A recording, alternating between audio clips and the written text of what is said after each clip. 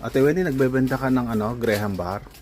Oo kuya, kasi sabi nila hindi ka na daw gumagawa kaya ako na nagbinta. Sana naman nagpaalam ka kasi ang dami na namin ginawang Graham bar ngayon. Wala nang bumibili sa amin. Ayun sabi ko kuya, nung hindi na kayo gumawa, sabi ko pagka gumawa kayo ulit, doon na lang bibili. Dito naman na bumibili, naghahanap pa nga sa akin Kaya gumawa na lang ako, sayang din yung binta.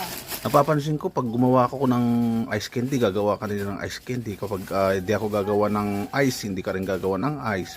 Ano ba talaga ate? Sige, ayaw mo kuya, sa susunod, papaubos ko na lang yung ginawa kong Graham bar, tapos sabihin ko doon na lang sa inyo bibili, hindi na ako gagawa.